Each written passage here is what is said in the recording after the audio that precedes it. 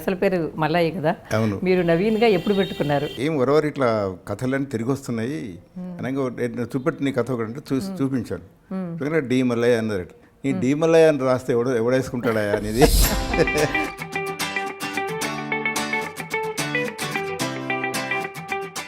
అనగా నేను ఒక్క నిమిషం ఇట్లా ఆలోచించి నవీన్ అని పెట్టుకో అన్నాడు. మరి చిన్నప్పుడు కథ రాశారా? ఆ ఏజ్లో నేను 5వ తరగతి 6వ తరగతి చదువుతున్నాను నేను. అది మా టీచర్స్ దాన్ని చాలా చాలా వింతగా చెప్పుకున్నారు. ముందు నుంచి కూడా చలంగారి ప్రభావం గురించి మీరు చాలాసార్లు చెప్పుకున్నారు. ఆయన ఎప్పటి నుంచి చదివారు, ఆ ప్రభావం మీ మీద ఎలా పనిచేసింది? మీ వచనం కూడా చలం లాగే ఉంటుంది అన్న వాళ్ళు ఉన్నారు. కాకపోతే కొంచెం అంత పొయిటిక్గా ఉండకపోవచ్చు. ఆర్ట్స్ కాలేజీలో నాకు వచ్చిన ప్రైజ్ మ్యూజిక్స్ అది నన్ను చలానికి చాలా దగ్గర చేసింది. అంపశయ్య, ముళ్ళ పొదలు, తర్వాత అంతఃస్రవంతి 3 రాశారు. తర్వాత మళ్ళీ కాలరేఖలు, చెదరిన స్వప్నాలు, బాంధవ్యాలు రాశారు. ఈ రకంగా 2 సార్లు ఈ ట్రైలాజీ అనేది రాయాలి ఆలోచన ఎట్లా వచ్చింది అసలు? రచయిత్రి సినిమాల్లో బాగా నచ్చిన సినిమా మీకు తెలుసు, పదేరు పంచాలి. దానికి సీక్వెల్గా అపరాజితో అపూర్ సంసార్. అవి ఎంత అద్భుతమైన సినిమాలండి అవి. అయితే మనసులో ఒక థాట్ వచ్చింది ఏంటంటే అంపశయ్య రాయడానికి మీకు ప్రధానమైన ప్రేరణ ఎక్కువ మంది అనుకునే జేమ్స్ జోయిస్ అనే, యూలిసిస్ అనే, అదేనా ఇంకేమైనా పనిచేశాయా? ఉస్మాన్ యూనివర్సిటీలో నేను ఎంఏ చదువుతున్నప్పుడు కొన్నిసార్లు చాలా విపరీతమైన వేదనకు గురయ్యాను. నేను చాలా బాధకు గురయ్యాను. అప్పుడు అనుకున్నాను, ఒక నైట్ ఆలోచిస్తుంటే ఈ ప్రాబ్లమ్స్ అన్నీ చెప్తూ ఒక నవల రాస్తే ఎట్లుంటుంది అనే థాట్ వచ్చింది. మీ రక్తకాసారం దగ్గరకు వచ్చేసరికి దాని మీద కొంచెం విమర్శ కూడా వచ్చింది. అంటే నక్సలైట్ ఉద్యమానికి గురించి మీరు సమాజం వచ్చేస్తుంది అన్నట్టుగా ఒక మాట అన్నారని ఒకటి, లేదు 3వ ప్రపంచ యుద్ధం వస్తుందని. ముఖ్యంగా ఈ నవలల్లో, కథల్లో ఎట్లాగో మీరు చాలానే చెప్పారు. అది కాకుండా కాలం కూడా రాయాలని ఎందుకు అనిపించింది మీకు? ఫస్ట్ నన్ను కాలం రాయమని అడిగింది ఎవరు తెలుసా? ఆశ్చర్యం. ఎందుకంటే ఆయన నా వెల్విషర్ అని నేను అనుకోలేదు ఆయన్ని. ఎవరంటే పురాణ సుబ్రహ్మణ్య శర్మ అని ఆంధ్రజ్యోతిలో ఒకసారి ఎంత ప్రేమ చూపిస్తాడు, ఒకసారి ఊరికేనే మన మీద కోపానికి వస్తాడు. మీ అంపశయ్యలో మీ చుట్టుపక్కల ఉండే పాత్రలు మనుషులే ఉన్నారా? ఉదాహరణకు వేణు పాత్ర వరవరరావు గారు అన్నది నిజమా? అంటే మీరు అలా ఊహించుకొని పెట్టుకున్నారు? Easily guess. కొంత వాళ్ళు మోడల్గా తీసుకున్నవాడు నిజమే. ఆ 5గురు కూడా నా చుట్టూ ఉన్న ఫ్రెండ్సే. సినిమాల మీద ఈ అభినవేశం ఎలా వచ్చింది? దాన్ని ఎందుకు మీరు ఆ రంగంలో ఇంకా ఎందుకు మీరు వెళ్ళలేదు? మీకు అవకాశం వచ్చినా కూడా. అసలు సినిమాల్లో యాక్ట్ చేయాలని, సినిమా డైరెక్ట్ చేయాలని నాకు కోరుకుండేది. నల్గొండలో నేను జాబ్ చేస్తున్న రోజుల్లో ఒకసారి ఒక అడ్వర్టైజ్మెంట్ వచ్చింది. నాకు యాక్సెప్టెన్స్ వచ్చిందండి, రండి మీరు జాయిన్, కానీ వెళ్ళలేకపోయాను. మీరు తెలంగాణ జనజీవితాన్ని ప్రధానంగా చిత్రించారు కదా తర్వాత రాసిన నవలల్లో. అయితే దానిలో మళ్ళీ తెలంగాణ రాష్ట్రం ఏర్పడిన తర్వాత గురించి రాద్దామని మీకు ఏమీ అనిపించలేదా? కానీ కొందరు మిత్రులు అంటే ముఖ్యంగా తెలంగాణ వాదులు ఏమంటున్నారంటే, మీరు ఉన్న స్థితి ఎలా ఉందనుకో, తక్కువగా వచ్చినా కూడా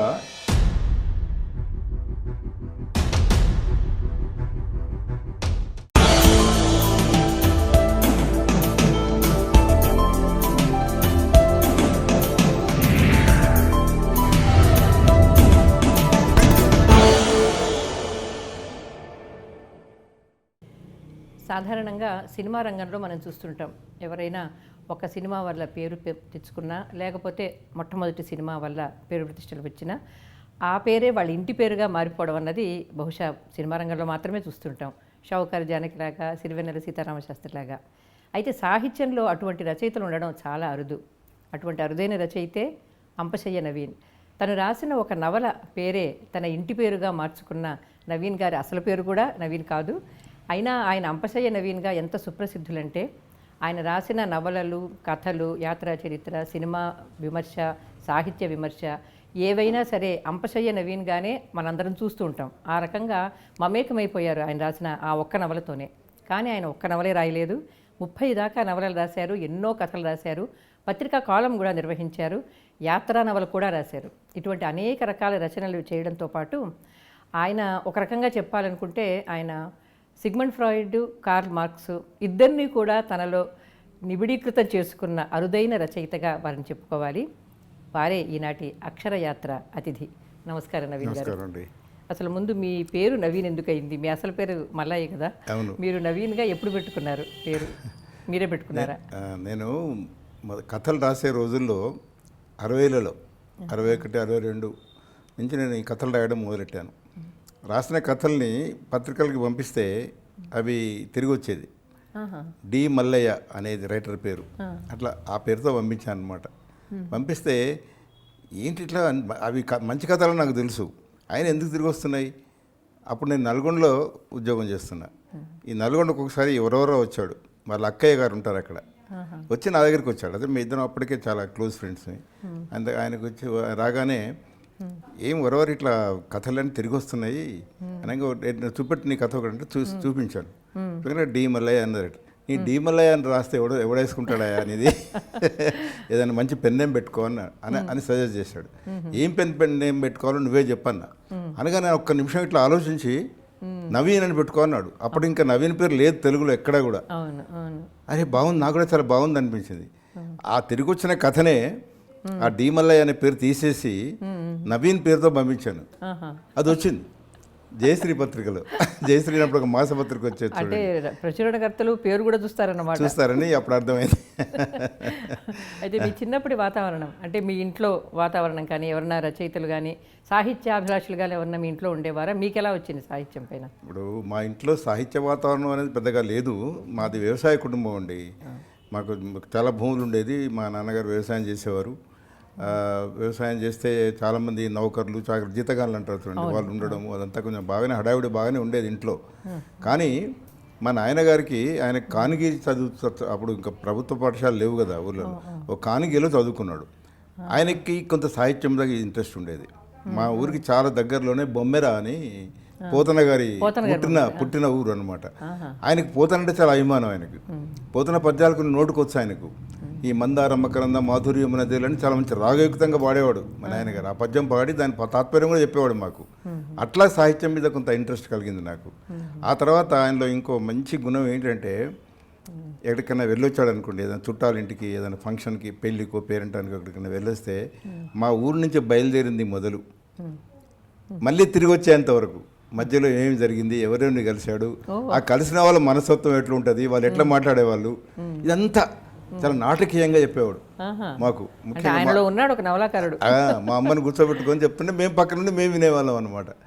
అది నాకు చాలా ఇంట్రెస్ట్ కలిగేది. ఈయన ఎంత బాగా చెప్తున్నాడు అనుకునేవాడిని. అదొకటి. రెండవది, ఆ రోజుల్లో ఈ హరికథలు, బుర్రకథలు, వీధి నాటకాలు, వీటి మీద కూడా నాకు చాలా ఇంట్రెస్ట్. అవి ఎక్కడ వీధి నాటకం వేసినా, హరికథలు చెప్పినా అక్కడికి వెళ్ళి కూర్చునేవాడిని. అయితే ఈ హరికథలు చెప్పేవాడు ఏం చేసేవాడు, మధ్యలో కొంచెం పిట్ట కథలు చెప్పేవాడు. ఆ పిట్ట కథల మీద నాకు బాగా ఇంట్రెస్ట్. అవి విని నేను ఏమనుకునేవానంటే, ఈ పిట్ట కథల్ని నేనే కనుక రాస్తే ఎట్లా రాస్తా అని ఆలోచించేవాడిని. అంటే చిన్నప్పుడే. అది చాలా ఆశ్చర్యం ఏంటంటే, చిన్నప్పటి నుంచే నాలో రచయిత ఉన్నాడు. అది ఎవరు చెప్పింది కాదు, ఎవరి దీనివల్ల కాదు, చాలా సహజంగా నాకు వచ్చిందనమాట. కాబట్టి ఈ నాటకాలు వేసినా కూడా ఈ కథల మీద బాగా ఇంట్రెస్ట్. ఆ కథను ఎక్కువ చూసేవాడిని నేను. ఈ కథ ఇంకా ఎట్లా రాయొచ్చు అని కూడా ఆలోచించేవాను అనమాట. సో ఆ రకంగా మా నాయనగారు చెప్పే విధానము, ఈ హరికథలు, బుర్రకథలు, వీధి నాటకాలు, వీటన్నిటిలో ఉన్నటువంటి అన్నీ కూడా నా మీద కొంత ప్రభావం చూపించాయి. మరి చిన్నప్పుడు కథ రాశారా? చాలా చిన్నప్పుడు కథ రాశాను నేను. అది కూడా ఏంటంటే, ఒక హరికథ చెప్తుంటే ఒక అయ్యగారు పిట్టకథ చెప్పాడు ఒకటి, రత్నాకరుడు అని పేరు పెట్టి. ఏం లేదు, మామూలు ఒక ఫోక్లోర్లు అంటాం చూడండి, చందమామ కథ. ఒక ఫోక్లోర్లో రాజకుమారుడు ఉంటాడు, ఎవరినో ప్రేమిస్తాడు, ఆ అమ్మాయిని ఎవడు ఎత్తుకుపోతాడు, ఎవడు రాక్షసు ఎత్తుకుపోతాడు, వీడు పోయి ఆమెను రక్షిస్తాడు. ఈ దూరంలో ఉంటుంది అది. కానీ నేను రాసిన విధానంలో కొంచెం కొత్తదనం ఉంది. అది రాసి ఏం చేశాను, నేను మా టీచర్కి చూపించాను. అతను అదే బాగుందిరా, రాసిన విధానం బాగుంది, సరే కథ పాతదైనా రాసిన విధానం బాగుంది, దీన్ని నువ్వు చందమామకు పంపించు అని కూడా సజెస్ట్ చేశాడు. చందమామ అని ఒక పత్రిక వస్తుంది, దాంట్లో వేసుకోవచ్చు వాళ్ళు, పంపించమన్నాడు. అంటే పంపించాను. అయితే ఇక అది మన కారణాలు తెలియదు కానీ రాలేదు అనుకోండి చందమామలో. కానీ ఆ ఏజ్లో నేను 5వ తరగతి 6వ తరగతి చదువుతున్నాను నేను. అంత చిన్న వయసులో నువ్వు కథ రాయడం, దాన్ని చందమామకు పంపించడం, అది మా టీచర్స్ దాన్ని చాలా వింతగా చెప్పుకున్నారు. అబ్బా వీడు ఇంత చిన్న వయసులోనే కథ రాశాడు, చందమామకు పంపించాడు, వీడు ముందు రచయిత అవుతాడేమో అని అనుకునేవాళ్ళు. అయితే నాలో రచయితను గుర్తించిన మొట్టమొదటి వ్యక్తి ఎవరంటే, విశ్వనాథ సత్యనారాయణ గారి తమ్ముడు వెంకటేశ్వర్లు గారిని. నేను ఏవి హై స్కూల్లో చదువుకున్నా, వరంగల్ ఏవి హై స్కూల్లో, దాన్ని ఆంధ్ర విద్యాభివృద్ధిని పాఠశాల అనేవాళ్ళు. దాంట్లో సత్యనారాయణ గారి స్వయంగా తమ్ముడు విశ్వనాథ వెంకటేశ్వర్లు గారు తెలుగు టీచర్గా పనిచేశాడు. ఆయన మాకు 3 సంవత్సరాలు తెలుగు చెప్పాడండి. చెప్పినప్పుడు ఆయన నేను చిన్న చిన్న కథలు రాశానికి చూపించేవాడిని. బాగున్నాయిరా అన్నాడు ఆయన. బాగున్నాయి కథలు బాగున్నాయి. నేను అప్పుడు కవిత్వం మీద కూడా బాగానే ఇంట్రెస్ట్ నాకు. తేటగీతులు చాలా కష్టపడి ఆ ఎత్తి ప్రాసలు అవన్నీ నేర్చుకొని ఒక 4-5 తేటగీతులు రాసి చూపించాను ఆయనకి. ఇప్పుడు ఆయన ఏమన్నాడు తెలుసా, అరే నువ్వు తేటగీతుల కంటే నీ వచనమే బాగుందిరా, లేకపోతే మీరు కవి ఉండేవారు, కవి ఉండేవాడిని అని, నువ్వు వచనమే రాయి, వచనంలో నీకు మంచి ప్రావీణ్యం ఉంది, నువ్వు వచనం రాస్తే నువ్వు టాప్ రైటర్ అవుతావురా అన్నాడు ఆయన. అంత అప్పుడే ఏవే స్కూల్ 8th, 9th, 10th ఈ క్లాసెస్లో అనమాట. అప్పుడు ఒక లిఖిత మాసపత్రిక అని వచ్చేదండి, దాన్ని నన్ను ఎడిటర్గా పెట్టాడు ఆయనే, వెంకటేశ్వర్లు గారు. అది కూడా నేను చూస్తాను. అప్పుడే దాంట్లోనే చిన్న చిన్న కథలు రాసేవాడిని. సత్యనారాయణ ఆయన వెంకటేశ్వర్లు గారు ఎప్పుడు సత్యనారాయణ గురించి చెప్పేవాడు, వాళ్ళ అన్నని గురించి చాలా ఇంట్రెస్ట్గా ఉండేవాళ్ళం. ఇప్పుడు 1000 పడగలు 18 రోజుల్లో మేమిద్దరం ఆయన చెప్తుంటే నేను రాశాను, అదొక పెద్ద యజ్ఞం అని దాని గురించి చాలాసార్లు చెప్పాడు.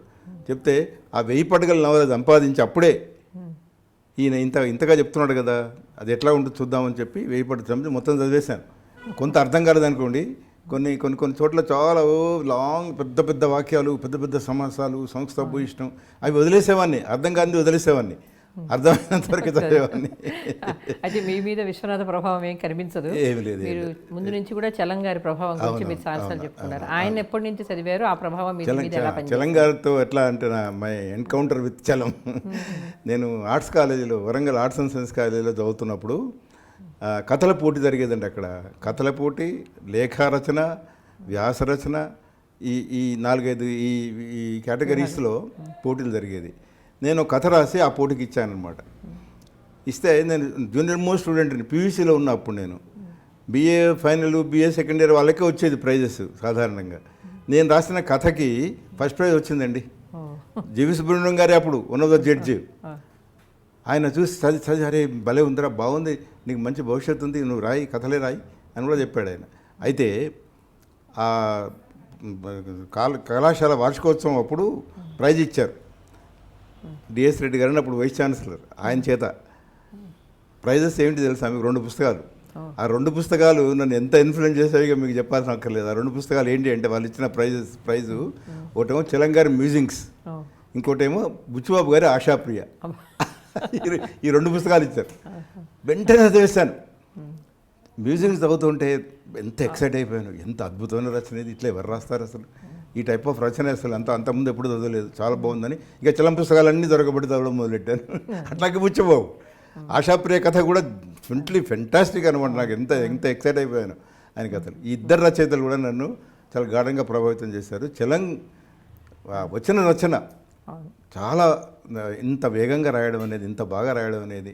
అందుకే ఇప్పుడు కొంతమంది చాలా దగ్గరి వీళ్ళు మీ వచనం కూడా చలం వచనంలాగే ఉంటుంది అన్న వాళ్ళు ఉన్నారు. కాకపోతే కొంచెం అంత పొయిటిక్గా ఉండకపోవచ్చు, కానీ వేగం, ఆ రచనలో వేగం అనేది, స్పష్టత కూడా అది చలంగారి నుంచి మీరు అంటే నేను చలంగారి నుంచే నేర్చుకున్నదని చెప్పేవాడిని. సో అట్లా ఆర్ట్స్ కాలేజీలో నాకు వచ్చిన ప్రైజ్ మ్యూజింగ్స్ అది నన్ను చలానికి చాలా దగ్గర చేసింది. అది దాని గురించి మళ్ళీ అంటే చలం టైప్ ఆఫ్ క్యారెక్టర్స్ వాటి గురించి మళ్ళీ వద్దాం. మీకు ఒక ప్రత్యేకత ఉంది తెలుగు సాహిత్యంలో, ఏ నవలాకారుడికి లేని ప్రత్యేకతలు అంటే చాలానే ఉన్నాయి. అందులో ఒకటి చాలా ఆశ్చర్యం కలిగించేది ట్రయోలాజీలు రాయడం. ఇప్పుడు తెలుగులో అసలు దాదాపుగా అసలు ఏ భాషలో అయినా సరే 2 సార్లు ట్రయోలాజీలు రాయడం అనేది ఎవరు చేయలేదు. మీరు మీ అంపశయ్య గురించి తర్వాత అడుగుతారు, ముందు ఈ ప్రశ్న అడిగి. అంపశయ్య, ముళ్ళ పొదలు, తర్వాత అంతఃస్రవంతి 3 రాశారు. తర్వాత మళ్ళీ కాలరేఖలు, చెదరిన స్వప్నాలు, బాంధవ్యాలు రాశారు. ఈ రకంగా 2 సార్లు ఈ ట్రైలాజీ అనేది రాయాలి ఆలోచన ఎట్లా వచ్చింది అసలు? అది సినిమాల మీద కూడా నాకు బాగా ఇంట్రెస్ట్ అండి.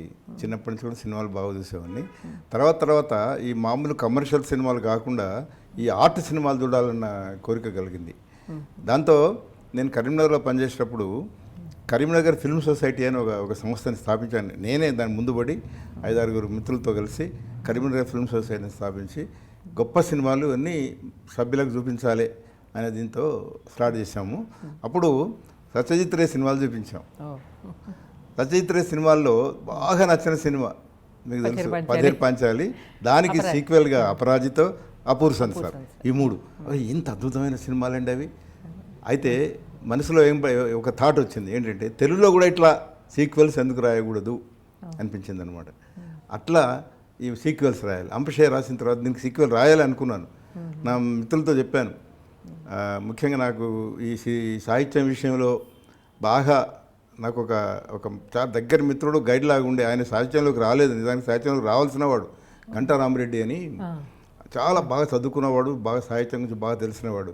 ఆయనకు చెప్పాను మొట్టమొదలు అంపశయ్యకు సీక్వెల్ రాయాలనుంది అని చెప్తే ఆయన ఏమన్నాడంటే, కొంచెం టైం తీసుకో, తొందరపడకు, బాగా ఆలోచించి రాయని చెప్పాడు. చెప్పిన తర్వాత ఇట్లా రాద్దాం అనుకుంటున్నాను కూడా చెప్పాను. దాంట్లో 5 క్యారెక్టర్స్, ఆ 5 వాళ్ళ చైతన్య స్రవంతి అట్లా తీసుకోదాం అంటే ఐడియా బాగుంది అన్నాడు. కొంచెం దాని మీద నిజంగా కొంచెం టైం తీసుకునే రాశాను. అది ముళ్ళపొదలు. తర్వాత వీడు ఉద్యోగంలో చేరిన తర్వాత, ఇటు పెళ్లి చేసుకొని ఉద్యోగంలో చేరిన తర్వాత, ఇటు అర్లీ మ్యారీడ్ లైఫ్, తర్వాత వాని ఉద్యోగ జీవితం, ఇవి 2 వచ్చేటట్టుగా ఇంకొకటి ప్లాన్ చేయాలని అనుకొని అది అంతఃస్రవంతి. సో ఆ రకంగా 3 నవలలు, 3 నవలలు 3 రోజులే, ప్రతి నవల ఒక్కొక్క నవల ఒక్కొక్క రోజే అట్లా ప్లాన్ చేసి తీసుకొచ్చాను. అంపశయ్య గురించి అడగకుండా మిమ్మల్ని ఇంటర్వ్యూ చేయలేం కనుక, అంపశయ్యను మీరు విద్యార్థి దశలోనే రాశారు. అంటే మీరు ఉస్మానియా ఆర్ట్స్ కాలేజ్లో చదువుతున్న రోజుల్లో రాశారు. అది అంపశయ్య రాయడానికి మీకు ప్రధానమైన ప్రేరణ, ఎక్కువ మంది అనుకునే జేమ్స్ జాయిస్ అనే, యూలిసిస్ అనే, అదేనా ఇంకేమైనా పనిచేసాయా? అసలు జేమ్స్ జాయిస్ అప్పటి వరకు నాకు తెలియలేదండి. అప్పుడు యూలిసిస్ చదవలేదు, జాయిస్ గురించి ఎక్కువ తెలియదు నాకు. యాక్చువల్గా ఏంటంటే అంపశయ్య రాయడానికి కారణం ఏమిటంటే, ఉస్మాన్ యూనివర్సిటీలో నేను ఎంఏ చదువుతున్నప్పుడు కొన్నిసార్లు చాలా విపరీతమైన వేదనకు గురయ్యాను. నేను చాలా బాధకు గురయ్యాను. ముఖ్యమైన బాధ ఏమిటంటే, అసలు నా దగ్గర డబ్బులు ఉండేది కాదు. మా నాన్నగారు 10th పూర్తి చేయాలి చదువు అని, ఏదైనా ఉద్యోగం చూసుకోమన్నాడు. ఆయన ఇష్టం లేకుండా నేను బిఏ చదివాను, ఎంఏ కూడా వచ్చాను అనమాట. ఆ ఎంఏలో ఎప్పుడూ నాకు ఈ ప్రాబ్లం ఉండేది, డబ్బు ప్రాబ్లం ఉండేది. దానివల్ల చాలా కష్టాలు పడ్డాను. యూనివర్సిటీ హాస్టల్లో చేరడం వల్ల వచ్చిన ప్రాబ్లం ఏంటంటే, అందరు కూడా బాగా డబ్బున్న వాళ్ళు, వాళ్ళ లైఫ్ స్టైలు చాలా హై, మంచి కన్జ్యూమర్ గూడ్స్, మంచి వస్తువులు వాడేవాళ్ళు, మంచి హోటల్స్కి వెళ్ళేవాళ్ళు, సినిమాలకు వెళ్ళేవాళ్ళు. ఇవన్నీ చూడాలని నాకు కోరికే, కానీ డబ్బు ఉండేది కాదనమాట. అది చాలా వేధించింది చాలాసార్లు. ముఖ్యంగా ఇప్పుడు మెస్ ఫీజు టైం కట్టలేకపోయేవాడిని. ఇప్పుడు బోర్డు మీద పేరు, నా తోటి విద్యార్థులు వచ్చా నీ పేరు బోర్డు మీద ఎక్కిందని కొంచెం నవ్వుతూ, కొంచెం ఎగతాళి చేయడం. అట్లా ఒకరోజు ఇవన్నీ ఒకటే రోజు జరిగినాయి. ఇంకోటి, ఎగ్జామినేషన్ దగ్గరికి వస్తుంది, హాల్ టికెట్ తీసుకోవాలి. హాల్ టికెట్ తీసుకోవాలంటే ఏమీ బకాయిలు ఉండకూడదు, నోటీస్ సర్టిఫికెట్ ప్రొడ్యూస్ చేయాలి. డబ్బు లేదు, హాల్ టికెట్ రాదు నీకు, మెస్లో నీకు ఫుడ్ లేదు, ఇవన్నీ ప్రాబ్లమ్స్ అన్నమాట. అప్పుడు అనుకున్నాను, ఒక నైట్ ఆలోచిస్తుంటే ఈ ప్రాబ్లమ్స్ అన్నీ చెప్తూ ఒక నవల రాస్తే ఎట్లుంటుంది అనే థాట్ వచ్చింది. అట్లా అంపశయ్యకి బీజం అట్లా పడింది అనమాట. తర్వాత ఇంకొక విషయం కూడా చెప్పాలి మీకు. ఒకసారి మేము నాగార్జున సాగర్కి ఎక్స్కర్షన్కి వెళ్ళామండి. అక్కడ ఒక అమ్మాయితో పరిచయం అయింది. ఆ అమ్మాయి ఎంత క్లోజ్గా వచ్చిందంటే నాకు చాలా ఆశ్చర్యం అనమాట. యాక్చువల్గా ఆమె షీజ్ ఎ ముస్లిం గర్ల్. ఆమె నన్ను ఎంతగా ఇష్టపడ్డదో. ఆ ఇష్టపడిన ఒకటే కారణం, సాంగ్స్. నేను పాటలు అంటే పలానా పాట బాగుంది అంటే ఆమె కూడా, అబ్బో మీకు ఇన్ని పాటలు తెలుసా, ఇన్ని సినిమాలు చూసారా మీరు అని ఆమె చాలా బాగా పాడుతుండేది. నేను ఏ పాట పాడుంటే ఆ పాట పాడేది. మేము తిరిగి వచ్చిన తర్వాత, ఎక్కడికి వచ్చిన తర్వాత ఈవినింగ్ అంతా కూడా 2-3 గంటలు ఆమె మీద ఒక రకంగా ఒక పిచ్చి ఇది పడింది, ఒక ఇన్ఫాచ్యుయేషన్ అంటారు దాన్ని. ఆ వయసులో అంతే కదా. అట్లా చాలా అయితే ఇవన్నీ కలిపి ఆమెతో నాకు ఉన్నటువంటిది. తర్వాత ఈ హాస్టల్లో పడుతున్న బాధలు. తర్వాత నేను మా ఊర్లో పల్లెటూరులో ఉన్నప్పుడు ఒక డౌన్ ట్రాడన్ లేడీ, ఆమెతో కూడా కొంచెం I had some sort of an encounter with her. అది కూడా దీంట్లో ఇవన్నీ తీసుకొచ్చి నవలు రాస్తే బాగుంటుంది అనుకున్నాను అనమాట. అట్లా అంపశయ్యకి అయింది. అయితే ఇప్పుడు చైతన్య స్రవంతి అనే శిల్పం ప్రత్యేకంగా ఉంటుంది అని కూడా తెలియదు అసలు. అయితే ఇది రాసి నల్గొండలో నేను జాబ్ చేస్తున్నప్పుడు ఒకతను లెక్చరర్, కామర్స్ లెక్చరరే కానీ ఆయనకు సాహిత్యం బాగా తెలుసు అనమాట. ఆయనకు ఒకసారి చెప్పాను, ఇట్లా రాస్తాను చూడండి మీరు అని. ఆయన ఒక 4-5 పేజీలు చదివేసి, అరే ఇది చైతన్య స్రవంతి కదా అన్నాడు. అప్పటిదాకా ఆ పేరు కూడా తెలియదు నాకు. ఏంటి చైతన్య స్రవంతి అంటే, అయ్యో నాకు తెలియదా, జేమ్స్ జాయిస్ బ్రహ్మాండమైన ప్రయోగాలు చేశాడు దాంట్లో, మీరు చదవండి కావాలంటే మన లైబ్రరీలో ఉంది, నేనే తెప్పించాను, లేకపోతే అసలు యూలిసిస్ ఎవడు చదువుతాడు, నేనే దాన్ని తీసుకొచ్చాను, కావాలంటే మీరు చూడండి అని చెప్పాడు. అని ఇంకో విషయం కూడా చెప్పాడు. యులిసిస్ ఊరికే చదివితే అర్థం కాదు, దాన్ని గైడ్ ఉంది ఒకటి, గైడ్ టు యులిసిస్ అని, అది కూడా మన లైబ్రరీలో ఉంది, అవి రెండో తీసుకొని సార్ చదవండి మీరు అని చెప్పాడు అనమాట. తర్వాతే చదివారు? తర్వాతే చదివాను, అప్పటికే రాసేసాను. మీకంటే ముందు కొంత ప్రయోగం చేసింది శ్రీశ్రీ రావిశాస్త్రి. అదే శ్రీశ్రీ రాసినట్టుగా కూడా తర్వాత తెలిసింది నాకు.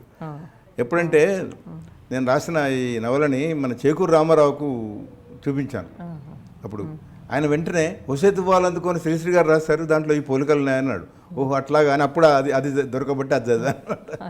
సో అట్లా ఇది చాలా సహజంగా వచ్చిందండి ఈ చైతన్య స్రవంతి అనేది. ఏమి దానికోసం స్టడీ చేసింది లేదు, పెద్దగా చేసింది లేదు. ఎందుకంటే చైతన్య స్రవంతిలో పూర్తిగా రాస్తే యూలిసిస్ లాగా గైడ్ లేకుండా చదవలేము. కానీ మీది అంపశయ్య అలా ఉండదు, ఆ క్లిష్టత అంత ఉండదు. అందరూ ఐడెంటిఫై కాగలరు, చదవగలరు. ఆ రకమైన సౌలభ్యం ఒకటి ఆ రచనలో. మీరు ఒకసారి అన్నారు చూడండి, మీరే అన్నారు ఒకసారి, కాన్సెప్ట్ మాత్రమే తీసుకున్నారు మీరు, దాన్ని పూర్తిగా లోతులోకి వెళ్ళలేదన్నారు. టెక్నిక్ వేరు, కాన్సెప్ట్ వేరు. మీరు కాన్సెప్ట్ గా తీసుకున్నారు నాకు అనిపించింది. ఎగ్జాక్ట్లీ మీరు అన్నమాట చాలా వరకు నిజం. నేను కాన్సెప్ట్నే తీసుకున్నాను. టెక్నిక్లో ఉన్న ఎన్నో ఉన్నాయి దాంట్లో. ఇప్పుడు యులిసిస్ ఎవరికి అర్థం అవుతుందండి? ఎవరికి అర్థం కాదు, చాలా కష్టం. నాకు కూడా అర్థమైందని చెప్పలేదు. పెద్ద పని. ఆయన ఏమన్నాడు, నేను విమర్శకులకి చాలా పని కల్పిస్తున్నాను అన్నాడు జాయిస్. నిజంగా విమర్శకులకు పని కల్పించాడు, చాలా పని కల్పించాడు. ఇక మీ తక్కిన నవలల కిందకి వస్తే దగ్గరికి మన కాలరేఖలు వాటి గురించి చెప్తే అంటే చాలా తేడా కనిపిస్తుంది. మీ నవలల్లోనూ కథలోనూ వైవిధ్యం చాలా ఉంటుంది. ఈ నవల దగ్గరకు వచ్చేసరికి తెలంగాణ చరిత్రనంతా రైతాంగ ఉద్యమం దగ్గర నుంచి మొదలు పెట్టుకుని రక్తకాసారం కూడా కలుపుకుంటే మనం దాదాపుగా నక్సలైట్ ఉద్యమం వరకు చివరికి దాదాపుగా 4 నవలలు అనుకోండి. రక్తకాసారం బాంధవ్యాల తర్వాత వచ్చి ఉండొచ్చు. అదే ఆ క్రమం మీరు ప్లాన్ చేసుకుని రాసుకుందేనా? అది కూడా అంటే సెకండ్ వరకు ప్లాన్ చేసుకున్నదే. థర్డ్ ఏమో నేను ఈ నూతన ఆర్థిక విధానం వచ్చింది చూడండి, అక్కడ దాకా రాయాలి అనుకొని రాసింది బాంధవ్యాలు. అప్పుడు ఇంకా దీనికి సీక్వెల్ అని అనుకోలే అప్పుడు, కానీ కాలరేఖలకు చెదిరిన స్వప్నాలు సీక్వెల్ అని మాత్రం దాన్ని ప్లాన్ చేశారు రాశాను. అయితే ఇప్పుడు కాలరేఖలు రాయాలన్న ఐడియా ఎట్లా వచ్చిందంటే, నా మొట్టమొదటి జ్ఞాపకం అండి, అప్పుడు నేను ఐ థింక్ 5 years ఉన్నాను కావచ్చు. మా ఊర్లో ఒక పెద్ద మీటింగ్ జరిగింది, దాని సన్నాహక సమావేశం అన్నారు. అదే 44వ ఆంధ్ర మహాసభ, 14వ ఆంధ్ర మహాసభ 44వ సంవత్సరంలో 1944లో జరిగింది. అప్పుడు వాళ్ళు సన్నాహక సమావేశం అని ఏం చేశారంటే, ఒక బండిని బాగా అలంకరించి దానికి 11 జతల ఎడ్లు కట్టారు. ఈ 11 జతల ఎడ్లు కట్టడం వండర్ఫుల్గా అనిపించింది మాకు. ఆ ఎడ్లను కూడా బాగా అలంకరించి ఆ 11 జతల ఎడ్లను కట్టిన బండిలో రావినారాయణ రెడ్డి, బద్దం ఎల్లారెడ్డి, ఆరుట్ల రామచంద్రారెడ్డి అని 3 కమ్యూనిస్ట్ నాయకులు, వాళ్ళ 3ని కూర్చోబెట్టి ఊరంతా తిప్పారు. అసలు కొన్ని చిన్న చిన్న స్ట్రీట్స్లో అవి రాలేకపోయినాయి, కానీ పెద్ద వీధుల్లో తిప్పారనమాట. అది తిప్పుతుంటే నేను దాని వెనుకనే వెళ్ళాను. మొత్తం నా మొట్టమొదటి జ్ఞాపకం ఉండేది, బాగా నన్ను ఒక రకంగా హాంట్ చేసిన జ్ఞాపకం అనమాట. ఈ బిగినింగ్తో అంటే ఈ ఎత్తుగడతో ఒక నవల రాయాలి అని అనుకున్నా. దానికి పరిశోధన చాలా అవసరం అవుతుంది, అందుకనే పరిశోధన అవసరం అవుతుంది అనుకుని రాస్తే, అది ఒక మిత్రుడు మన ప్రొఫెసర్ రాజేశ్వర్ అని ఇంగ్లీష్ డిపార్ట్మెంట్ కాకతీయ యూనివర్సిటీ, ఇట్లా రాసేదానికి ఒక మంచి అవకాశం ఉందండి, ఈ మన ministry of human resources development దాంట్లో డిపార్ట్మెంట్ ఆఫ్ కల్చర్ అని ఉంటుంది, వాళ్ళు దీనికి కొంత ఇన్సెంటివ్ ఇస్తారు, ఫెలోషిప్ ఇస్తారు, మీరు అప్లై చేయండి అని. అంతా దానికి సంబంధించిందంతా ఆయన ఇచ్చాడు, ఆ మెటీరియల్ అంతా కూడా. అప్లై చేస్తే ఆశ్చర్యంగా వచ్చిందండి. అది ఫర్ 2 ఏళ్ళకి ఇచ్చారు ఫెలోషిప్, సీనియర్ ఫెలోషిప్ అని ఇచ్చారు అనమాట. సో అట్లా రాయడానికి నాకు తిరిగాను మొత్తం. ఆ రోజుల్లో ఆ ఉద్యమానికి సెంటర్స్ అయినటువంటి ఊర్లన్నీ కూడా, అవన్నీ కూడా మా ఊరు చుట్టుపక్కలనే ఉన్నాయి. అవన్నీ కూడా ఆ ఊర్లన్నీ తిరిగి చాలామందితో మాట్లాడి అది రాసి ఒక పిల్లవాడి దృష్టికోణం నుంచి, వాడు రాజు అని, వాడు పెద్దవాడు అవుతున్న కొద్దీ ఎట్లా మారినాయి పరిస్థితులు అని చెప్పి అట్లా తీసుకొచ్చాను అనమాట. మీ రక్తకాసారం దగ్గరకు వచ్చేసరికి దాని మీద కొంచెం విమర్శ కూడా వచ్చింది. విమర్శ అంటే 2-3 రకాల స్పందనలు కూడా వచ్చాయి. అంటే నక్సలైట్ ఉద్యమానికి గురించి మీరు సమాజం వచ్చేస్తుంది అన్నట్టుగా ఒక మాట అన్నారని ఒకటి, లేదు 3వ ప్రపంచ యుద్ధం వస్తుందని ఒక ఆలోచన వ్యక్తం చేశారని, దాని మీద కొద్దిగా విమర్శ వచ్చింది. అంటే రక్తకాసారం రాయడం వెనక మీ ఉద్దేశం ఏమిటి? దాంతో విమర్శ వచ్చిందండి, బాగానే వచ్చింది. అమ్మంగి వేణుగోపాల్ గారు కూడా అన్నట్టు, అమ్మంగి వేణుగోపాల్ ఒక మంచి వ్యాసం రాశారు. కానీ వీళ్ళు వీళ్ళు ఉన్నారు కదా కొంచెం విరసం ఆ గ్రూప్ వాళ్ళు దాన్ని సరిగా చూడలేదు. ఇది ఎగనెస్ట్ నక్సలిజం అన్నట్టుగానే భావించారు దాన్ని. ఎందుకంటే ఒక టైప్ ఆఫ్ లిటరేచర్ వచ్చేది అంతకుముందు, నక్సలైట్స్ని బాగా గ్లోరిఫై చేస్తూ వచ్చినాయి రచనలు చాలా. కానీ నేను గ్లోరిఫై చేయలేదు, వాళ్ళని తిట్టలేదు, వాళ్ళని విమర్శించలేదు. యాక్చువల్గా ఏం జరుగుతున్నది చాలా ఆబ్జెక్టివ్గా. ముఖ్యంగా దాంట్లో నేను చెప్పదలుచుకున్నది ఏంటంటే, ఇటు పోలీసులకు ఇటు నక్సలైట్లకి ఈ ఇద్దరికి జరుగుతున్న ఒక సార్ట్ ఆఫ్ యుద్ధం, ఒక మినీ యుద్ధం లాంటిది. ఆ యుద్ధంలో చాలామంది అమాయకులు బలైపోతున్నారు. ఆ అమాయకుల పట్ల ఉన్నటువంటి జాలితో. రెండవది ఏంటంటే, ఈ నక్సలైట్స్ నుంచి జనంలో ఏమనుకుంటున్నారు, అందుకని అలా చాలా కామెంట్స్ ఉంటాయి. చాలామంది కొందరేమో బాగానే జరిగిందని కొందరు, ఇది బాగాలేదని కొందరు, ఇట్లా డిఫరెంట్ ఒపీనియన్స్ కూడా నేను దాంట్లో చూపించాను. అది ఆ ముఖ్య ఉద్దేశం ఏమిటంటే అమాయకులు బలైపోతున్నారు అని. అయితే ఇటు పోలీసుల్ని ఇటు ఇద్దరిని కూడా నేను సమానంగానే చూశాను తప్ప ఎవరిని తక్కువ చేయడం కానీ. మీకు ఒక ఇంట్రెస్టింగ్ విషయం చెప్తా. ఆ నవల వస్తున్న రోజుల్లో ఇస్మాయిల్ గారు లేరా, గొప్ప పోయెట్, ఆయన కలిసాడు ఒకసారి. కలిసి ఆయన చదువుతున్నట్టు దాన్ని, అది విజయ విహారం పత్రికలో సీరియల్గా వచ్చింది. ఆయన మీరు ఎవరి పక్షం వహిస్తున్నారు నాకు అర్థం కాలేదు, ఇంత ఆబ్జెక్టివిటీ ఏమిటి అసలు, నేను చాలా ఆశ్చర్యపడ్డాను. ఇంత ఆబ్జెక్టుగా రాసిన రచయిత నాకు ఎవరు కనిపించలేదు వరకు. ఏదో ఒక సైడ్ తీసుకుంటారు కదా, మీరు ఏ సైడ్ తీసుకోకుండా రాశారు అన్నాడు ఇస్మాయిల్ గారు. నిజానికి ఆర్ఎస్ సుదర్శనం గారు కూడా మీ మీద ఇదే వ్యాఖ్యానం చేశారు కదా. ఆయన ఏ సైడ్ తీసుకుంటున్నాడు అనేది మనకు అర్థం కాదు. అదే విలక్షణత నవీన్ గారి రచనల్లోని ఆయన కూడా అన్నారు. అదే ఆ మాట కూడా అన్నారు. సుదర్శనం గారు కూడా నా రచనల పట్ల చాలా చాలా ఆసక్తి చూపించాడు ఆయన. ఆయన ఒక ఆయన మీ దాగుడు మూతలు మీద అనుకుంటాను ఆయన అమలుల శృంగారం ఉందనే వ్యాఖ్య, అది మీరు చెప్పారు అంటే అది దానికి ఉద్దేశపూర్వకంగా రాసిందే. అది దాంట్లో చాలా క్లోజ్గా ఉంటారు కానీ ఎట్లాంటి ఈ ప్లెటానిక్ లవ్ తప్ప వాళ్ళ మధ్య ఎలాంటిది లేదు, వేరే శృంగారం లేదు. అది ఆయనకు బాగా నచ్చింది. తృణకంకణంలో ఉంది అమల శృంగం, మళ్ళీ దీంట్లో దాగుడు మూతల్లో ఉందని ఆయన అన్నాడు. ఆయన చాలా అంటే ఒక రచయితగా మీరు ఇలా సైడ్ తీసుకోకుండా ఉండడం అనేది మంచి పద్ధతి అనుకుంటారా, లేకపోతే మీరు కావాలని కల్టివేట్ చేసుకున్నారా, మీకు సహజంగా? నేను కావాలని కల్టివేట్ చేసుకున్నాను. ఎట్లా అంటే ఇప్పుడు మొదలు జాయిస్ తెలుగు, తర్వాత నేను జాయిస్ని చదివాను బాగా. ఆయన portrait of an artist as an young man అని ఒకటి, అది చాలా చక్కగా అర్థమవుతుంది. యులిసిస్ అర్థం కాదు కానీ చాలా దాంట్లో ఒక చోట ఆయన అంటాడు, రైటర్ అనేవాడు, అంటే ఆయన రైటర్ కూడా అన్నాడు, ఆర్టిస్ట్ అంటాడు. ఆర్టిస్ట్ అనేవాడు ఎక్కడా కనిపించకూడదు. ఆయన వర్క్లో, ఆయన రాసిన నవల కానీ కథలో కానీ రచయిత ఎక్కడ కనిపించకూడదు. Like God of creation, creation is visible but God is not visible. God చేసిన సృష్టి కనిపిస్తుంది తప్ప మనకు గాడ్ కనిపించాడు. అట్లా ఉండాలి రచయిత అయినవాడు అని చెప్పాడు ఆయన. దాన్ని నేను ఫాలో కావాలి అనుకున్నాను, ఫాలో అవుతున్నాను ఇప్పటికీ కూడా. కేవలం క్యారెక్టర్స్ని సంఘటనని పాఠకుల ముందు పెట్టడం తప్ప రచయిత ఏ సైడ్ తీసుకోకూడదు. ఏ సైడ్ తీసుకుంటలేదు అట్లాగా నేను. అందుకనే రక్తకాసనంలో ఏ సైడ్ తీసుకోలేదు. వాళ్ళు కరెక్టే వీళ్ళు కరెక్టే అన్నట్టు కూడా చెప్పాను చాలా చోట్ల. చివరిలో నవల చివరిలో దాంట్లో ఏం చేశా అంటే 3 భాగాలు. ఏంటంటే పాస్ట్, ఇదివరకు జరిగింది ఏంటి, ప్రజెంట్ ఇప్పుడు జరుగుతున్నది ఏంటి, భవిష్యత్తులో ఏం జరుగుతుంది. ఆ భవిష్యత్తులో జరిగిన దాంట్లోనే మీరు మూడో ప్రపంచం వస్తుందని, తర్వాత అసలు ఇంకా ఇది ఎక్కువ అవుతుంది, ఇంకా క్యాపిటలిజం ఎక్కువ అవుతుంది, తర్వాత కూలిపోతుంది, ఇట్లా చెప్పాను అనమాట. అది చాలామంది దాంట్లో నవరలు లైక్ చేసిన వాళ్ళు మీరు భవిష్యత్తు గురించి రాసినది చాలా బాగుందన్నారు. నిజంగా అట్లాగే జరుగుతున్నది ఇప్పుడు అని. మీరు అన్నట్టు కొంత విమర్శ వచ్చింది, ముఖ్యంగా ఈ విరసం తరఫు నుంచి కొంత వచ్చింది. కానీ అయితే చాలా రోజుల దాకా దాన్ని పుస్తకంగా తీసుకురాలి. నేను పుస్తకంగా ఎప్పుడు తీసుకురావాలని ఎప్పుడు అనిపించింది అంటే, విశాఖపట్నం వెళ్ళినప్పుడు నాకు తెలుసాని ప్రసాద్ కలిశాడు. ఇది వెరీ నైస్ మ్యాన్ అండి విరసంలో. ఆయన ఏమన్నాడు, మీరు ఆ రక్తకాసారం పుస్తకం ఎందుకు తీసుకురాలేదని అడిగాడు. అంటే మీ వాళ్ళే దాని ఆ పుస్తకం వస్తే ఇంకెంత ఇదవుతుందంటే, ఏమి కాదు నవీన్ గారు, నేను చూశాను అది. మీరు చరిత్రను రికార్డు చేశారు. మీ వరంగల్ చుట్టుపక్కల ఏం జరిగిందో దాన్నే మీరు రికార్డు చేశారు. పుస్తకం తీసుకురండి, ఒక రికార్డు ఉంటుంది, ఉండిపోతుంది అన్నాడు. అది దట్ ఎంకరేజ్. అది చలసాని ప్రసాద్ గారే ఆ మాట అన్నారు. తీసుకురండి, పుస్తకం తీసుకురండి, తప్పకుండా తీసుకురండి, రికార్డుగా ఉండిపోతుంది చరిత్ర. అది అందులో మీరు చరిత్రను మీరు రాశారు, నథింగ్ రాంగ్, మీరు ఏ సైడ్స్ తీసుకోలేదు, బాగుంది. అట్లా ఆ పుస్తకం వచ్చింది. బాగుంది.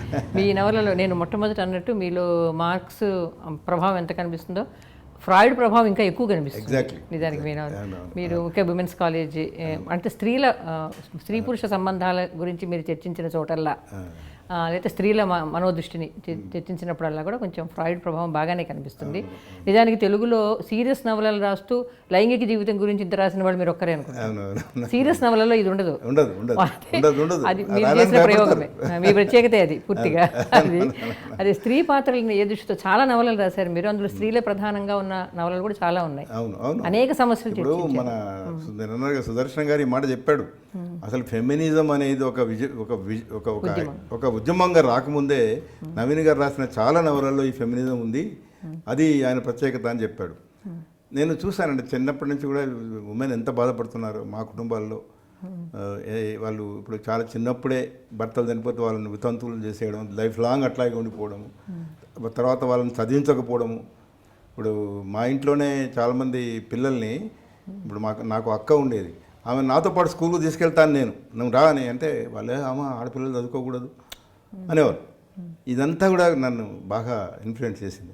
అందుకని ఉమెన్ తర్వాత చలం ఆఫ్ కోర్స్ ఇవన్నీ కూడా నేను రాసిన నవలలు కొన్ని ఉన్నాయి చూడండి. ఇప్పుడు దాగుడు మూతలు, తర్వాత ప్రత్యూష అని ఒక నవల, తర్వాత ఇంకోటి మనోరంజం అని ఒక నవల అండి. మీరు అది చదివారో లేదో, ఇట్స్ అ బ్యూటిఫుల్ నవల్, చాలా మందికి నచ్చింది అది. మనసే అరణ్యము అని మనోరంజం. ఆ మనోరంజం వీటన్నిటిలో కూడా ఉమెన్ ప్రాబ్లమ్స్ నేను చర్చించాను. తర్వాత మీరు ఇటీవల వస్తున్న స్త్రీల మీద జరుగుతున్న దాడుల మీద కూడా రాశారు, ప్రేమోన్మాదులని. అవును, ప్రేమోన్మాదులు పూర్తిగా అయితే దాంట్లో ఎట్లా అవుతుంది, దీనికంతా మూలం ఎక్కడ, కొంచెం ఆడవాళ్ళ తప్పు కూడా కొద్దిగా ఉంది అన్నట్టుగా కూడా రాశారు. అదే మీ నవలలో కథల్లో అది కనిపిస్తుంది. పితృస్వామ్య భావజాలం స్త్రీలలో కూడా ఉంది అన్నది మీ కథల్లోనూ నవలలోనూ కనిపిస్తుంది. ప్రేమోన్మాదులు కూడా చాలా మంచి నవల అండి. దానికి కూడా నాకు సాహిత్య అకాడమీ నుంచి ఒక ఆఫర్ వచ్చిందండి. ఏంటంటే రైటర్స్ ఇన్ రెసిడెన్సీ అని వాళ్ళ ఒక ప్రోగ్రామ్, దాని కింద మనం ఒక వర్క్ ప్రొడ్యూస్ చేయాలి. దానికి కూడా ఫెలోషిప్ ఇచ్చారు. అట్లా రాసిన నవల అది ప్రేమోన్మాదులు. మంచి ఫెలోషిప్ ఇచ్చారు వాళ్ళు, మంత్లీ 25,000. ఇది ఫస్ట్ టైం అది 6,000 ఫస్ట్ వచ్చిన ఫెలోషిప్. ఇది మాత్రం 25,000 నాకు 1 year ఇచ్చారు. ఆ స్కీమ్ కింద రాస్తే వాళ్ళు కూడా చాలా ప్లీజ్ అయ్యారు. అది రాసి పంపిస్తే వాళ్ళు ఏమన్నారు తెలుసా, చాలామంది ఇది తీసుకుంటారు కానీ ప్రొడ్యూస్ చేయరండి వర్క్ని, మీరు 2 సార్లు కూడా మీరు ప్రొడ్యూస్ చేశారు, చాలా సంతోషం అన్నారు. నిజానికి అది మీలో ఒక పెద్ద సుగుణంగా చాలా మంది చెప్తారు, మీ క్రమశిక్షణ. రాయడంలో క్రమశిక్షణ అనేది మీ గురించి చాలా మంది అనే మాట. అంటే మీరు విధిగా ఇంత రాయాలి అని మీరు ఒక నియమంలాగా రాస్తారా? ఇప్పుడు నేను ఎప్పుడు రాసినా కూడా ఏదైనా ఒక ఇన్సిడెంట్ నన్ను హాంట్ చేయాలండి, నన్ను చాలా దాన్ని బాగా ఆలోచించేటట్టు చేయాలన్నమాట. ఇప్పుడు ప్రేమోన్మాదులు కూడా ఎట్లా రాశానంటే, మా ఊర్లోనే హన్మకొండలోనే 2 అమ్మాయిల మీద యాసిడ్ పోసారు. అవును, చాలా ఒక అమ్మాయి తెలిసిన కేసు అది. ఒక అమ్మాయి చనిపోయింది, ఒక అమ్మాయి బతికింది అనుకోండి. అది నన్ను చాలా బాధ పెట్టింది. అది వాళ్ళు వెళ్ళి చూశాను నేను. అయితే దాన్ని ఏం చేశాడు తెలుసు, అక్కడ police superintendent of police encounter చేశాడు కాబట్టి ఆ 4 తీసుకెళ్ళి వరంగల్ దగ్గర చంపేశాడు. దీన్ని ఒక నవల్లోకి తీసుకురావాలి. సరిగ్గా ఆ నవల అలాగే ఎండ్ అవుతుంది. 4 తీసుకుపోయి వాడు బయట చంపినట్టుగా ఎండ్ చేశారు అనమాట. అయితే వీళ్ళు ఎట్లా ఈ బాయ్స్ అండ్ గర్ల్స్, అది ఎట్లా అంటే యాక్చువల్గా వరంగల్లో కిట్స్ అని ఒక ఇంజనీరింగ్ కాలేజ్ ఉందండి. అక్కడ చదువుకున్న పిల్లలు, ఈ యాసిడ్ పోసిన వాడు ఆ అమ్మాయిలు కలిసే ఉండేవాళ్ళట. ఇద్దరి మధ్య ఒక సమ్ సార్ట్ ఆఫ్ ఫ్రెండ్షిప్ కూడా ఉండేదన్నమాట. అయితే ఎక్కడొస్తుందంటే ఈ ఆడపిల్లలకున్న ఈ బాయ్స్కి మధ్య గొడవ ఎక్కడొస్తుందంటే, ఈ ఆడపిల్లలు తిరుగుతారు, వాళ్ళతో హోటల్స్కి వెళ్తారు, తింటారు, సినిమాలకు వెళ్తారు, అన్నీ only this far no further అన్నట్టుగా. వీడికి మగవాడికి ఏముంటుంది, వాడికి సెక్స్ యావ్ ఎక్కువ. అక్కడ వాళ్ళు ఒప్పుకోరు, అక్కడ వస్తుందండి ఘర్షణ. అది చూపించాను నేను ప్రేమోన్మాదులు. అంటే ఒక రకంగా ఇప్పటి వాళ్ళకు ఒక సందేశం ఇవ్వాలనే ఉద్దేశంతో మీరు రాశారు. అలా కాకుండా మీరు కాలంల ద్వారా కూడా ఇచ్చారు, జీవన శైలి అనే కాలం నడిపారు. ఈ నవలల్లో కథల్లో ఎట్లాగో మీరు చాలానే చెప్పారు, అది కాకుండా కాలం కూడా రాయాలని ఎందుకు అనిపించింది మీకు? వాళ్ళు అడిగారు, వీళ్ళు మన సిపిఎం వాళ్ళ పత్రిక ఉంది కదా ప్రజాశక్తి, వాళ్ళు ఎవ్రీ సండే మీరు ఒక పేజ్ 2 pages ఒక కాలం రాయండి అని అడిగారు. అసలు ఫస్ట్ నన్ను కాలం రాయమని అడిగింది ఎవరు తెలుసా? ఆశ్చర్యం. ఎందుకంటే ఆయన నా వెల్విషర్ అని నేను అనుకోలేదు ఆయన్ని. ఎవరంటే పురాణం సుబ్రహ్మణ్య శర్మ అని ఆంధ్రజ్యోతిలో. ఆయన ఎందుకు ఆయన గమ్మత్ విచిత్రమైన మనుషులండి ఆయన. ఆ విషయం చాలామంది రాస్తారు. Very eccentric fellow. ఒకసారి ఎంత ప్రేమ చూపిస్తాడు, ఒకసారి ఊరికేనే మన మీద కోపానికి వస్తాడు. అయితే అంపశ్రీ ఆయనకే ఇచ్చా మొట్టమొదలు. మీరు అప్పుడు ఆయన ఆంధ్రజ్యోతిలో కొత్తగా కొంచెం ఒరిజినాలిటీ ఉన్న రచనలు ఈయన బాగా ప్రోత్సహిస్తాడు, పేరుండేది. ఈయనకి ఇవ్వండి మీరని నాకు ఎవరెవరో వీళ్ళు చెప్పారనమాట. చెప్తే విజయవాడకు స్వయంగా వెళ్ళి ఆయన చేతిలో పెట్టాను నవల. అంటే ఆయన రాశారా, మీరు బాగా రాశారా, ఎంతకాలం పట్టింది మీకు ఇది రాయడానికి అని అడిగాడు. ఓ 2 years పట్టిందండి అన్న. మాకు 6 months టైం ఇవ్వండి, చూస్తాను, బాగుంటే వేస్తాను అని అన్నాను.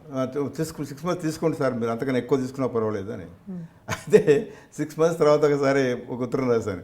మీరు 6 monthsలో చెప్తానన్నారు కదా, ఏమైంది సుబ్రహ్మణ్య శర్మ గారు అని. అంటే తహసీల్ ఆఫీసులో అర్జీ పెట్టుకున్నట్టుగా ఏమిటి ఉత్తరాలు, మేము ఎప్పుడో మాకు తిన్నప్పుడు వేస్తాం, కావాలంటే మీ నవలో పట్టుకపోండి అని రాశాడండి. I felt very bad. తీసుకున్నాను. ఇంకా అతనితో ఏంటి బతులు ఆడడం ఎందుకు, తీసుకున్నాను. అట్లా ఇంకో 2-3 ఇప్పుడు దండముడి మహీధర్ అని ఆల్ ఇండియా రేడియోలో పనిచేసేవాడు. నా రచనలు అంటే చాలా ఇష్టపడాడు. 2-3 కథలు నాకు బాగా నచ్చినాయి, నేను రాసినాయి. ఆయన హిందీలోకి అనువాదం కూడా చేస్తాడు. ఈ నవలు అవడానికి ఇచ్చాను, యువలో వేయడానికి ఏమైనా వీలవుతుందా, అప్పుడు యువ చూసేవాడు ఆయన. అయితే తీసుకున్నాడు, చదివాడు, చాలా బాగుంది నవీన్ గారు అన్నాడు. కానీ వెంటనే చెప్పాడు, ఇది యువలో వస్తుందని మాత్రం నేను చెప్పలేను అన్నాడు వెంటనే. ఎందుకు అంటే మా చీఫ్ ఎడిటర్ చక్రపాణి గారు. ఆ చక్రపాణి గారు ఓకే అంటే వస్తుంది, లేకపోతే రాదు. చక్రపాణి గారికి ఇస్తాను, ఆయన మొత్తం చదవడు, ఒక 10-15 పేజీలు చదువుతాడు, చదివి బాగుందంటే అప్పుడు నేను వేస్తాను అని చెప్పి ఇచ్చాట చక్రపాణి గారు. ఇస్తే చక్రపాణి గారు ఓ 10-15 పేజీలు చదివి ఇది ఏ నవల అన్నట్టు. ఏ నవల, దీనిలో కథ లేదు, హీరోయిన్ లేదు, హీరో లేడు, ఏంటిది, ఏమి నాన్ సెన్స్, ఏంది ఈ నవల ఇస్తే మన పత్రిక మూత పడుతుంది, వదిపో అన్నట్టు. ఆయన తీసుకొచ్చి ఇచ్చాడు నాకు. అయ్యా, అయితే ఈ నవల చరిత్ర సృష్టిస్తుందని ఇద్దరు ఊహించలేదు. తర్వాత ఇంకా ఎవరినో అడిగేది ఏంటి, మనమే ఒక పత్రిక పెడదామని వరవరావుతో అన్నా నేను. ఇప్పుడు ఆ సృజన ఎట్లా పుట్టిందో కూడా ఒక 2 మాటలు చెప్పాలి. సృజన అనే పత్రిక అప్పుడు ఈ 7 Star సిండికేట్ అనే ఒక సంస్థ ఉండేది ఇక్కడ. వాళ్ళు ఏం చేశారంటే వరవరావు దగ్గరికి వచ్చి, మేము సాహిత్య పత్రిక పెట్టదలుచుకున్నాం, దానికి మన శ్రీశ్రీ గారిని మీరు చీఫ్ ఎడిటర్గా పెట్టగలుగుతారు. అప్పుడు ఆయనకు శ్రీశ్రీతో ఆయనకు మంచి రాపోర్ట్ ఉండే అని. దానికి ఏం పేరు పెడితే బాగుంటుందో అంటే దానికి పేరు ఆయనే పెట్టాడు, నవత అని. శ్రీశ్రీ గారిని ఒప్పించాడు చీఫ్ ఎడిటర్గా ఉండడానికి. ఈయనే ఇదంతా ఎవరెవరో ద్వారానే జరిగింది, అది వచ్చింది. అయితే మమ్మల్ని షాక్ చేసింది ఏంటంటే, ఆ శ్రీశ్రీ గారు వచ్చారు, ఈయన కూడా తెలిసి వచ్చినట్టుగా, మాకు ఇన్విటేషన్ లేదండి ఆ పత్రిక ఇనాగ్రేషన్ రోజు. ఇన్విటేషన్ లేకపోగా గేట్ దగ్గర మమ్మల్ని ఆపారు లోపలికి వెళ్తుంటే. మేము చాలా హర్ట్ అయ్యాము, ఆయన ఎవరెవరో బాగా హర్ట్ అయ్యాడు. అప్పుడు అన్నాను నేను ఆయనతో, వీడేంటి అసలు, వీడెందుకు మనమే పెడదాం ఆ పత్రిక అని అన్నది నేనే మొట్టమొదలు. అంటే మనం ఎట్లా సాధ్యమవుతుంది అని అన్నాడు. అంటే చెప్పాను నేను, ఒక 10-15 మంది ఫ్రెండ్స్ని ఈచ్ 10 రూపాయలు వేసుకుందాం, అందరూ ఉద్యోగాలు చేస్తున్నారు, ఆ 10 రూపాయలు మళ్ళీ వస్తాయని కూడా ఏమి లేదు, రావనుకునే ఇవ్వాలి. అట్లా ఒక 300-400 రూపాయలు అవుతాయి. అప్పుడు 300కి వచ్చేదండి పత్రిక, ఆ రోజుల్లో రేట్స్ అట్లా ఉండేది. అట్లా మేము ఒక 10 మందిని 10 రూపాయలు చొప్పున, అట్లా ఇంకో 10 మందిని కలుపుకున్నాం. మొత్తం 300 రూపాయలు ఎప్పుడైతే కలెక్ట్ అయినాయో ఫస్ట్ ఇష్యూ వచ్చేసింది. మొదటి ఇష్యూకు బాలంగారు తిలక్ గారు చనిపోయారు అప్పుడే. ఆయనకు మెమోరియల్ ఇష్యూగా తీసుకొచ్చాం అనమాట. అక్కడి నుంచి వరుసగా ఇంకా దాని ఆధునిక సాహిత్య వేదిక అని పెట్టాను. ఎందుకంటే అయితే ఎవరెవరో ఐడియా ఏముందనంటే, మొత్తం పోయిటరీతోనే తీసుకొద్దాం ఈ పత్రిక అని. ఎందుకంటే నవత అట్లాగే వచ్చింది, నవతలాగానే తీసుకొద్దాం అంటే నేను ఐ ఫర్మ్లీ అపోజ్డ్. కాదు, ఒక్క పోయిటరీ కాదు, ఒక్క పోయిటరీ ఉంటే ఎవడు చదువుతాడు, 3 అంశాలు పెడదాం, దాంట్లో 60 పేజీలతో తీసుకొద్దాం. దాంట్లో ఒక 20 పేజీలు పోయిటరీ పెట్టండి, ఒక 20 పేజీలు పుస్తక సమీక్షలో పెట్టండి, ఒక 20 పేజీలు కథ పెట్టండి అంటే ఒప్పుకున్నాడు ఆయన. అట్లా సూచన వచ్చింది. దాంట్లో మేము చలం ప్రత్యేక సంచిక తీసుకొచ్చాము, బుచ్చిబాబు ప్రత్యేక సంచిక తీసుకొచ్చాము, మన తిలక్ ప్రత్యేక సంచిక. ఈ పత్రికలకి ముఖ్యంగా చలం అండ్ బుచ్చిబాబు పూజ నాకే అప్పచెప్పాడు ఆయన. నువ్వే తీసుకురా, నువ్వే దానికి నేను యాక్టింగ్ ఎడిటర్గా కూడా పెడతాను ఈ పేరు అని కూడా చెప్పాడు. అట్లా వచ్చాయి అవి. తర్వాత తెలంగాణకి లెటర్ రాసాం, మీకు మీ మీద ఒక ప్రత్యేక సంఖ్య తీసుకొస్తున్నాం, మీరు ఏదైనా రాయండి అని. అంటే ఆయన ఏమన్నాడంటే, ఇప్పుడు నేనేం రాసే స్థితిలో లేను, ఏమన్నా కొన్ని క్వశ్చన్స్ పంపించండి, నేను ఆన్సర్స్ ఇస్తాను, దాని ఒక ఇంటర్వ్యూ లాగా వేసుకోండి అన్నాడు. అంటే క్వశ్చన్స్ ఎవరు పంపించాలి, ఎవరెవరు అంటే నేను చలం మీద నాకు బాగా ఇంట్రెస్ట్ అని తెలుసు ఆయనకి, బాగా చలం సాహిత్యం నేను బాగా చదివానని తెలుసు ఆయనకి. అందుకని క్వశ్చన్స్ నువ్వు పంపించినవి అని నాకు చెప్పాడు అనమాట. చేశాను. అప్పుడు కూర్చొని ఒక 2 రోజులు కూర్చొని మొత్తం 20-30 క్వశ్చన్స్ అండి రాసి పంపించాను. ఆయన ఎంత ఎక్సైట్ అయ్యాడంటే వెంటనే జవాబు రాశాడు. ఎంత చలాన్ని ఎంత బాగా అర్థం చేసుకున్నారండి, మీ క్వశ్చన్స్ ఎంత బాగున్నాయి, నేను పడుకున్నవన్నీ లేచి మీకు వివరంగా సమాధానాలు రాసే మూడు తెప్పించాయి అని చెప్పి ప్రతి ప్రశ్నకి ఆయన వివరంగా జవాబు రాశాడు. అది మీరు చేసిన చలం కూడా మీరు చేశారు. తర్వాత శ్రీశ్రీని కూడా చేశాను. పత్రిక సృజనకే తర్వాత కుటుంబరావుతో కూడా, ముగ్గురితో కూడా నేనే చేశాను. అదే ముగ్గురు మహామేరు శిఖరాలు లాంటి వాళ్ళ ముగ్గురిని మీరు మీ పత్రిక ద్వారా ఇంటర్వ్యూ చేశారు. మీ అంపశయ్యలో మీ చుట్టుపక్కల ఉండే పాత్రలు మనుషులే ఉన్నారా? ఉదాహరణకు వేణు పాత్ర వరవరరావు గారు అన్నది నిజమా? అంటే మీరు అలా ఊహించుకొని పెట్టుకున్నారు? Easily guess. కొంత వాళ్ళు మోడల్గా తీసుకున్నవాడు నిజమే. ఈసారి పూర్తి 100% ఎవరిని తీసుకురాలేము, కానీ వాళ్ళ ముఖ్యమైన లక్షణాలు, ఆ క్యారెక్టరిస్టిక్స్ అంటాం చూడండి, అవి ఉన్నాయి. ఆ 5 కూడా నా చుట్టూ ఉన్న ఫ్రెండ్సే. దాంట్లో వేణు ఒక ముఖ్యమైన పాత్ర, సాగర్, తర్వాత నిధి అని ఒక పాత్ర, తర్వాత రమేష్ అని ఒకటి, తర్వాత రవి అని, ఈ 5 అనమాట ముఖ్యమైన పాత్ర. వీళ్ళందరూ కూడా మనకు బాగా తెలుసు. మీ తర్వాత సృజన నుంచి బయటకు వచ్చేసారా? సృజనలో బయటకు వచ్చాను. 15 ఇష్యూస్ అండి, 15 ఇష్యూస్ వరకు ఉన్నాను క్లోజ్లీ అసోసియేటెడ్. నా మీద ఆయన బాగా డిపెండ్ అయ్యాడు కూడా. కానీ 15 సంచికల తర్వాత ఖమ్మంలో విరసన సభలు జరిగాయండి 1970లో. అప్పుడు నన్ను కూడా రమ్మన్నాడు. నేను విరసనలో మెంబర్ని కానని చెప్పినప్పటికీ కూడా, నువ్వు మెంబర్ కాకుండా రా అన్నాడు. ఎందుకంటే సృజన విషయం మాట్లాడాలి నీతో రమ్మన్నాడు. అయితే వెళ్ళి ఆ సభకు వెళ్ళాను నేను. సభకు వెళ్ళడం వల్ల ఏం జరిగింది తెలుసా? పోలీసుల రికార్డులో నా పేరు కూడా జరిగిపోయింది. అప్పుడు చాలా కాలం నా మీద సర్వేలెన్స్ ఉండేది పోలీసులది. సరే అది అట్లా ఉండేయండి. నేను ఎవరెవరో ఒక హోటల్లో కూర్చొని మాట్లాడుకున్నాం సృజన గురించి, సృజన భవిష్యత్తు గురించి. నేను చెప్పాను, నువ్వు విరసానికి దీన్ని స్పోక్స్ మ్యాగజైన్ లాగా చేస్తే నేను I know more associated with it. నువ్వు ఇదివరలాగానే ఆధునిక సాహిత్య వేదికగా నడుపుతావా? ఓకే అంటే వాళ్ళు నన్ను అడుగుతున్నారు, విరసం వాళ్ళు, దాన్ని అఫీషియల్ స్పోక్స్ పత్రిక చేయమని. కానీ నేను ఒప్పుకోవడం లేదు, నేను ఇండిపెండెంట్గా నడుపుతాను, కానీ విరసంకు చాలా క్లోజ్గానే ఉంటుంది పత్రిక అన్నాడు. దెన్ గుడ్ బై అన్నాను. అంతే. ఇక 15 సంచికల తర్వాత ఇక సృజనతో నేను అసోసియేట్ కాలేదు. తర్వాత నాకు పంపించేవాడు సృజన ఎప్పటికీ. ఒక 50-60 సంచికలు వచ్చిన తర్వాత ఆయనకు కార్డు రాశాను. చాలా సర్ప్రైజ్ అయ్యాడు ఆయన దానికి. ఏం రాశానంటే, సృజన నేను చదవడం లేదు, అన్ని అనువాదాలు, చైనీస్ సాహిత్యం అంతా దాంట్లో నింపుతున్నారు, అవి నేను చదవడం లేదు, కాబట్టి don't waste a copy on me. నాకు సృజన పంపించే అవసరం వస్తుంది. పూర్తిగా తెగదెంపులు చేసుకున్నారు అనమాట.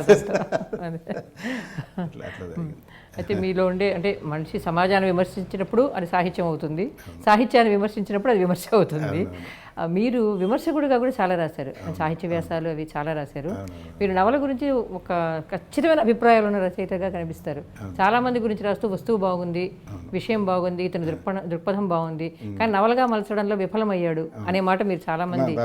అది అంటే నవలగా లా ఉండడం అని మీరు దేన్ని అనుకున్నారు? ఇప్పుడు ఆ థియరీ ఆఫ్ నవల ఉంటుంది కదండి, అది కొంచెం తెలియాలండి నవల రాసేవానికి. ఇప్పుడు ఉదాహరణకి మన ఆయన వెల్లంపల్లి వెంకట సుబ్బయ్య గారు నవలా శిల్పం అని రాశాడు, మంచి పుస్తకం. కనీసం అది చదవండి, కనీసం నవల అంటే ఏమిటో తెలుస్తుంది.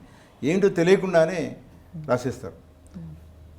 అట్లా వద్దు, నవల గురించి తెలుసుకోండి, దాన్ని ఆ టెక్నిక్ గురించి తెలుసుకొని రాయండి అని చెప్తాను నేను. కానీ చదవడం లేదు వాళ్ళు. వెల్లంపల్లి వెంకట సుబ్బయ్య నవలా శిల్పం చదివిన వాళ్ళు ఎంతమంది నవలలు రాస్తున్నారు. మొన్న ఈ మధ్య నేను ఒక పెద్ద నవల చదివానండి, నన్ను చదవమని చాలామంది చెప్పారు. అదేంటంటే వీళ్ళు ఆట వల్ల తానా వాళ్ళు మీరు ఉన్నారు ఆ రోజు సభలో, మీరు ఉన్నారు కదా, ఇక్కడ 3 పుస్తకాలు ఒకటేసారి నాతోనే ఆవిష్కరింపజేశారు. ఒక నవల చాలా పెద్ద నవల, నాకేం నచ్చలేదండి అది నవల టెక్నిక్ ఆమెకు బాగా తెలిసినట్లేదు. అఫ్కోర్స్ చదివించడం ఒకటే దాని లక్షణం, కానీ మిగతా విషయాలు కూడా ఏవి బాగా నవలకు ఉండే ఆ నిర్మాణం, structure of the novel is very bad అనిపించింది నాకు. తర్వాత అవి కూడా చదవమని బాగా నాకు అమెరికా నుంచి కూడా 2-3 ఫ్రెండ్స్ ఊరికి ఫోన్ చేస్తున్నారు, మీరు ఆ శబ్దభూమి నాకు కూడా చదవండి అని. చదవాలి, అది కూడా ఉంది నా దగ్గర. ఆ రెండిట్లో నవల నిర్మాణం పెరుగుగా ఉంది. శబ్దభూమి చదువుతాను నేను. ఇక మీరు సినిమాల మీద మీకు చాలా ఆసక్తిని మీరు ఇంతకుముందు కూడా చెప్పారు. అయితే సినిమాకి సంబంధించిన వ్యాసాలు కూడా రాశారు. అయితే మీకు అందులో నాకు ఆశ్చర్యం కలిగించింది ఆ వైవిధ్యం. మళ్ళీ sound of music, gone with the wind లాంటి పక్క కమర్షియల్ కానీ క్లాసిక్స్ అవి చాలా ఇష్టపడ్డారు. అలాగే సచయిత్ర సినిమాలు కూడా ఇష్టపడ్డారు.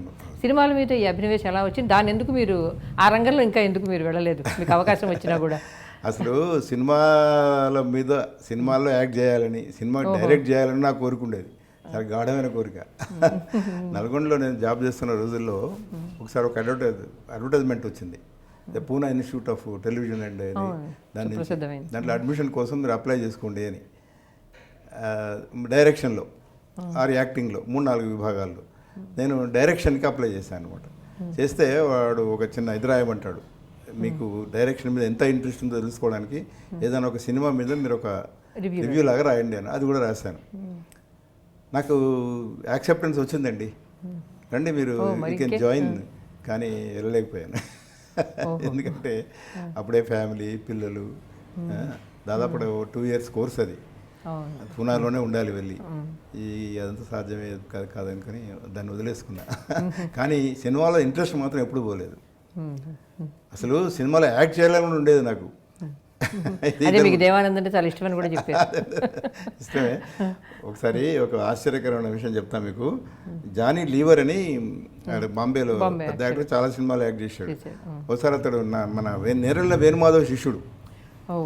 నేరళ్ళ వేణుమాధవ్ గారి బర్త్డేకి వచ్చాడు వరంగల్కి. ఆ వేణుమాధవ్ గారి ఫంక్షన్లో నన్నే ముందు పెడతాడు ఆయన, నాతోనే చేపిస్తాడని. ఆయన వచ్చి నన్ను చూసి ఇట్లా బాగా చూసి, నువ్వు సినిమాలకి ఎందుకు పోలేదన్నాడు. చూడగా జానీ లీవర్ అంటే ఎందుకు అడుగుతున్నాను? అప్పుడే ఇప్పుడే ఇంత అందంగా ఉన్నావు నువ్వు యంగ్గా ఉన్నప్పుడు ఇంకెంత అందంగా ఉన్నావు, నువ్వు సినిమాలకి చాలా బాగా సూట్ అవుతావు, ఎందుకు పోలేదని ఒక 6-7 నిమిషాలు సేపు ఒక దశలో అంబిషన్ ఉండేది, సినిమాల్లో కూడా యాక్ట్ చేయాలన్న అంబిషన్ కూడా ఉండేది. కానీ మీ నవలల్ని సినిమాలుగా చేయొచ్చు కదా, అంపశయ్య ప్రయత్నించినట్టున్నారు, అది ఎంతవరకు? అంపశయ్య ప్రయత్నించాడండి, అంపశయ్య తీద్దామని 2-3 అనుకున్నారు.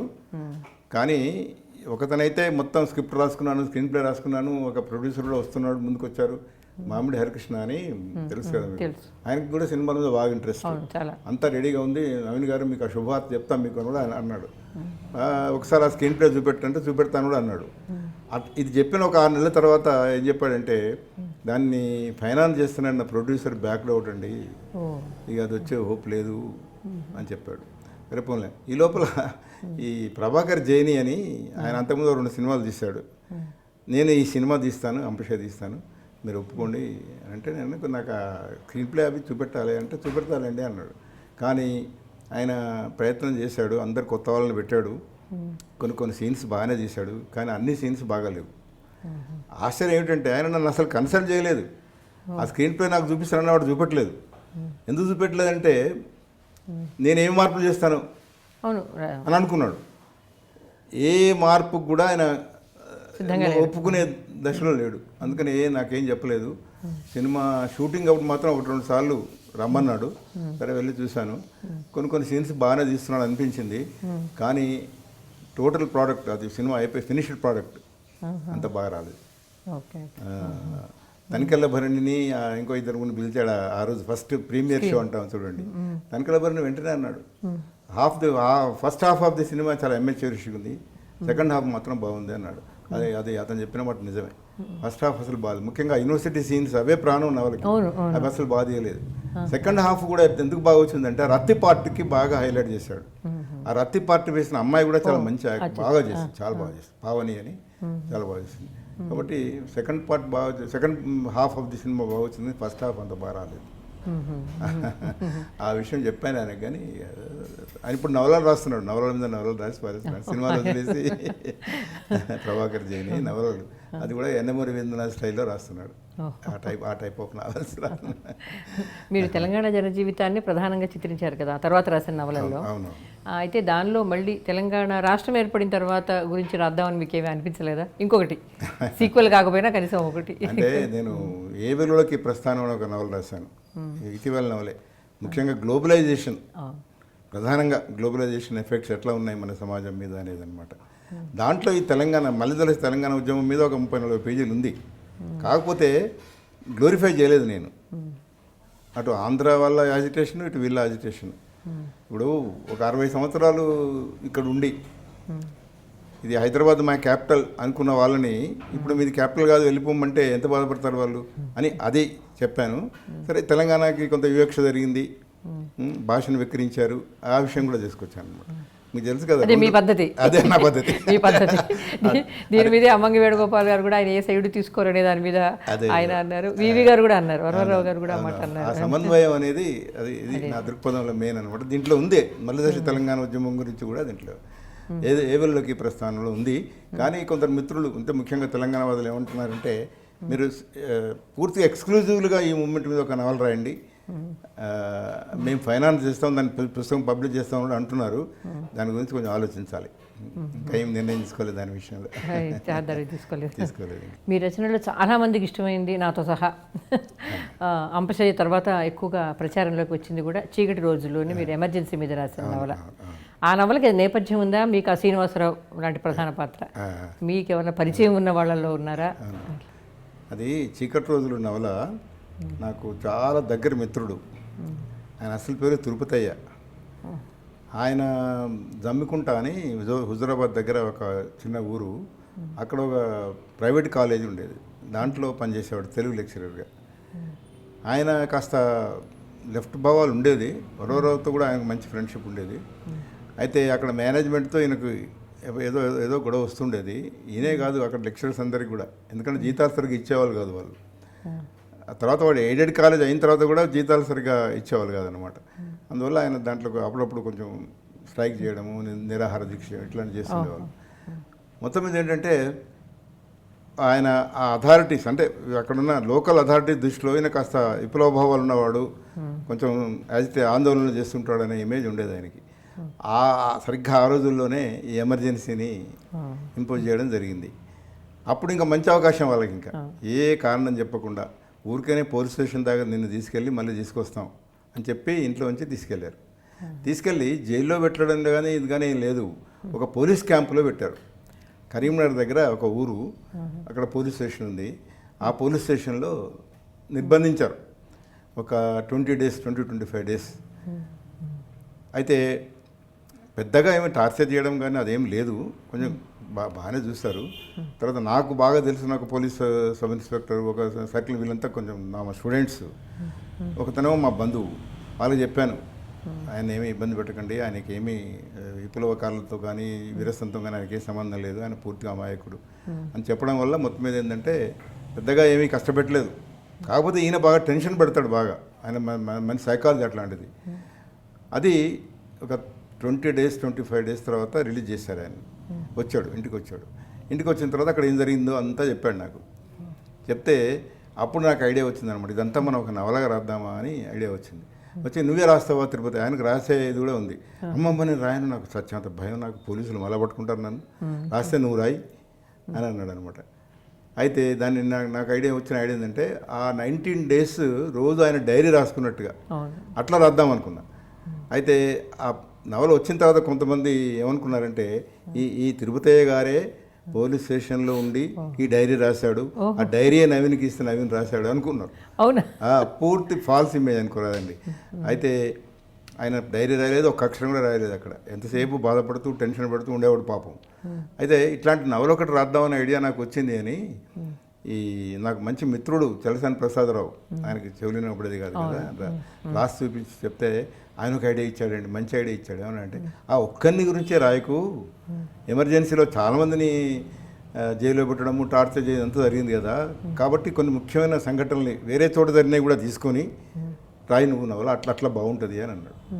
అట్లా అందుకే దాంట్లో చాలా మంది చిత్రహింసలు గురైన వాళ్ళ గురించి వస్తుంది, చిత్రహింసలకు గురైన వాళ్ళ గురించి స్నేహతారెడ్డి వస్తుంది, తర్వాత జగన్ అని కేరళలో ఒకని, వీళ్ళందరినీ ఆ నవల్లో పెట్టడానికి కారణం చలసాని ప్రసాదరావు గారు. వేరే సంఘటన కూడా దాంట్లో చేర్చు నువ్వు, అప్పుడు బాగుంటుంది అని చెప్పాడు అన్నాడు.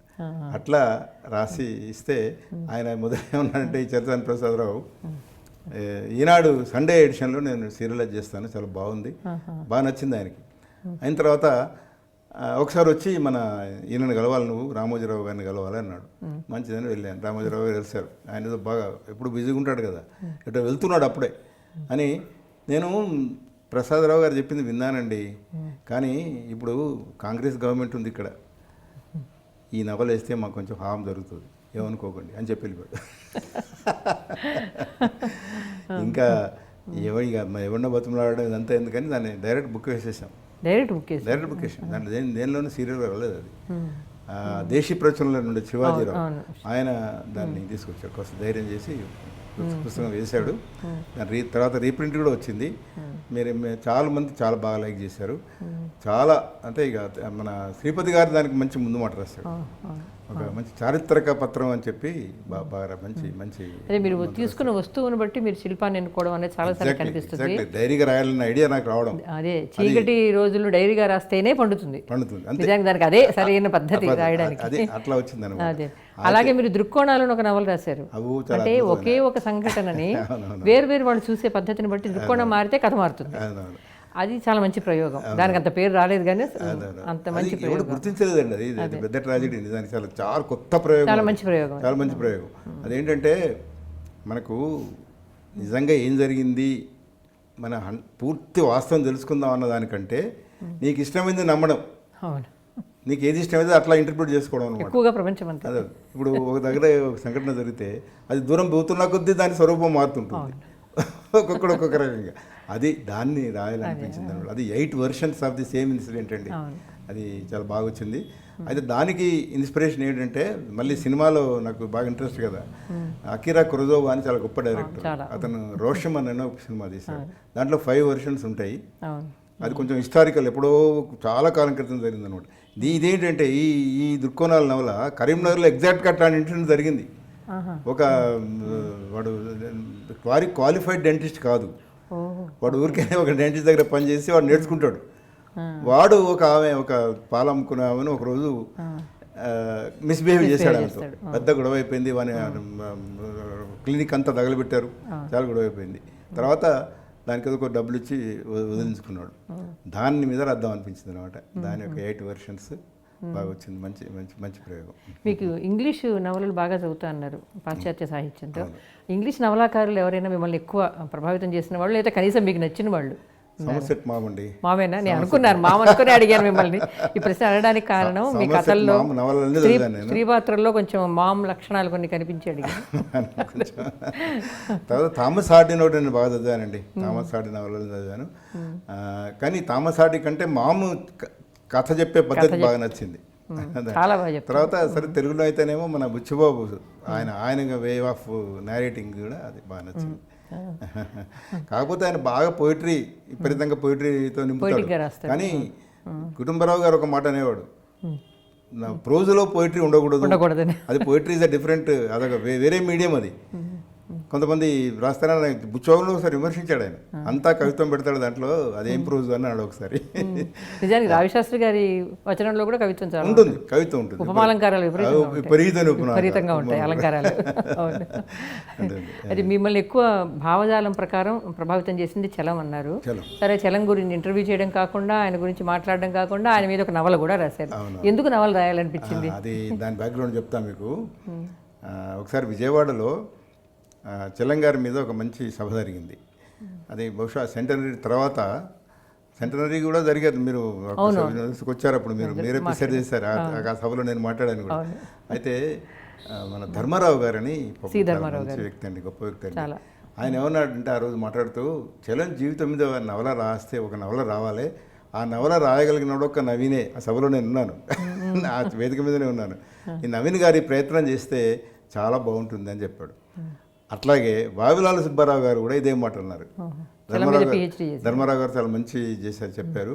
నవీన్ గారు తప్పకుండా ఈ మాట సీరియస్గా తీసుకొని రాయాలి అని చెప్పాడు అనమాట. నేను ప్రయత్నం చేస్తానని ఆ సభలో నేను మాట ఇచ్చాను. అప్పటి నుంచి ఆలోచిస్తున్నాను, ఎందుకంటే it's a very difficult task. ఇప్పుడు మనకి ఇంగ్లీష్లో ఇర్వింగ్ స్టోన్ అని ఆయన చాలా గొప్ప 3-4 నవలలు చాలా అవి చదివాను నేను. ఇప్పుడు విన్సెంట్ వాన్ గో అనే పెయింటర్ మీద lust for life, it's a beautiful novel. ఆ టైప్ ఒకటి చలం కూడా రాశాడు, మూన్ అండ్ సిక్స్పెన్స్. అది ఆయన 3 and 6 pence కానీ కల్పన ఉంది దాంట్లో బాగా. దీంట్లో కల్పన అసలు లేదు, ఇన్ఫెంట్ వానుకోలేదు. 3 and 6 pence రాసింది పాల్ గాగిన్. అదే ఒక చిత్రకారుడి మీద రాయడం, అదే చిత్రకారుడు రాయడం పాల్ గాగిన్ మీద 3 and 6 pence. అదే చాలా బాగుంటుంది, చాలా అద్భుతంగా ఉంటుంది. ఆ 4 చదివాక 4-5 రోజులు నిద్రపట్టలేదు నిజంగా. అయితే ఈ లస్ట్ ఫర్ లైఫ్ నేను 2-3 సార్లు చదివాను. అట్లా రాద్దామని అనుకున్నాను అనమాట. వీళ్ళకి ఇచ్చిన మాట ఇచ్చిన కదా, అందుకని 2-3 ఏళ్ళు దాని మీద ఆలోచించి చాలా ఒక 10-15 పుస్తకాలు చదివి, ఇది తెలంగాణ మీద వచ్చినాయి చదివి దాన్ని నవల ఫామ్లో రాయాలి మళ్ళీ.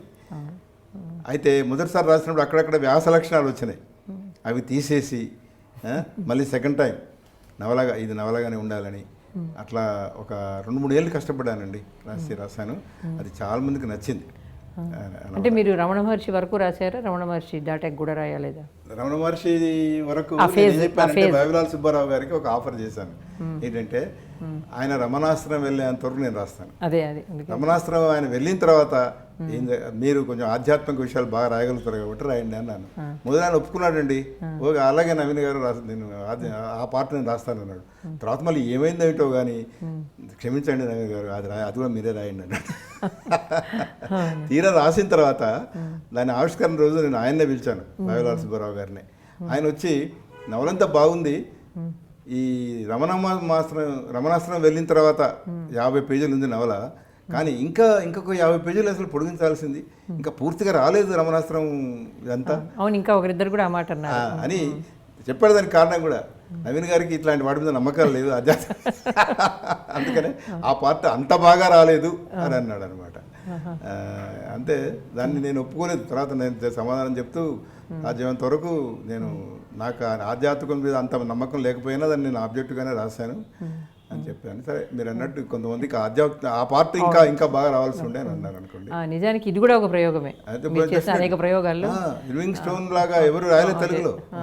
ఒక నవల, గొప్ప నవలాకారుడి మీద ఒక నవల రాయడం అనేది చాలా, అది కూడా ఒక ప్రయోగం, మీరు చేసే ప్రయోగమే. అయితే మీరు ఎక్కువగా మనోవైజ్ఞానికత వైపు వెళ్ళారు. మీరు మామూలు కథలు రాసినా అందులో మానవ బలహీనతల్ని స్పృశించడం అనేది ఎక్కువ కనిపిస్తుంది. మీరు ఏ కథ రాసినా అది కనిపిస్తుంది. తెలుగులో మనోవిశ్లేషణాత్మకత ఉన్న నవలలు, రచనలు, కథలు కానీ నవలలు కానీ తక్కువగా వచ్చాయి. ఎందుకు అనుకుంటారు మీరు విమర్శలో కూడా ఆ మాట అన్నారు. తక్కువగా వచ్చాయి. ఇంకా ఘోరమైన పరిస్థితి ఏంటంటే అవి మంచి కథలని మంచి నవలలని గుర్తించరు వీళ్ళు.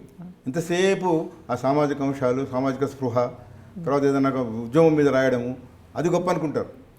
కానీ ఈ మానసికమైనటువంటి ఈ సంఘర్షణ దీని గురించి రాస్తే వాళ్ళకి చదివిన వాళ్ళు దాని పెద్దగా పట్టించుకోరు. అది ఉంది, అది విమర్శకుల వల్ల వచ్చిన ప్రాబ్లం. ఒక సుదర్శన్ గారు తప్ప ఆ పార్టీని సరిగ్గా అర్థం చేసుకునే వాళ్ళు ఎవరు లేరు. అందుకనే ఏం రాశాడు నవీన్ అని అనే వాళ్ళు ఉన్నారు ఇప్పటికీ. ఈ టైప్ ఆఫ్ సాహిత్యాన్ని సాహిత్యం గుర్తించడం లేదు. అదే అనమాట. అదే మీరు వేరే సాహిత్యాలు తీసుకోండి, మీరు ఈ టైప్ ఆఫ్ సాహిత్యానికి చాలా అవార్డ్స్ వచ్చినాయి, చాలా గుర్తింపు వచ్చింది. అది మనకి ఇంకా రాలేదు. అది ఎప్పుడు ఎంతసేపు ఉద్యమము లేకపోతే ఏదో ఒక ఇప్పుడు ఇవన్నీ ఇప్పుడు అంతా బాగా ఫ్రాక్చర్డ్ అయిపోయింది కదా సాహిత్యం అంతా. శ్రీవాద ఉద్యమము, ఈ వాద ఉద్యమం, ఆ వాద ఉద్యమం, ఆ ఉద్యమాల గురించి రాసిన వాటికి ఇంపార్టెన్స్ ఇస్తున్నారు. అంటే సమగ్రంగా ఒక జీవితాన్ని గురించి రాయడం అనేది మీరు ఒక మీ ప్రణాళిక. ఇది ఇప్పుడు వస్తున్న నవలలు ఎలా ఉన్నాయనుకుంటున్నారు? ఇప్పుడు నవలలు పెద్దగా రావడం లేదు నిజానికి. యువత కూడా ఎక్కువ కథా కవిత్వమో రాస్తున్నారు తప్ప నవలలు రాసేవాళ్ళు యువతలు తక్కువ. నవలకున్న స్థితి ఎలా ఉంది అనుకుంటున్నారు? నవల స్థితి ఇప్పుడు బాగా లేదని అందరూ అంటున్నారు. ఒకప్పుడు నవలే రాజ్యం వెళ్ళింది సాహిత్యంలో. 19th సెంచరీని ఏమంటారు తెలుసా?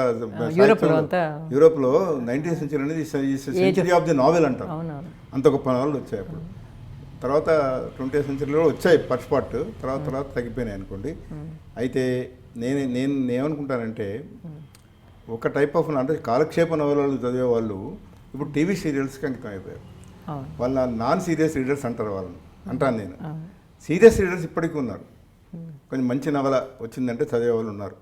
కాబట్టి తక్కువగా వచ్చినా కూడా ఇదివరలాగా విరివిగా పుంఖాలుగా రాకపోయినా తక్కువ సంఖ్యలో వస్తున్నా కూడా కాస్త మంచి నవలలే వస్తున్నాయి ఇప్పుడు.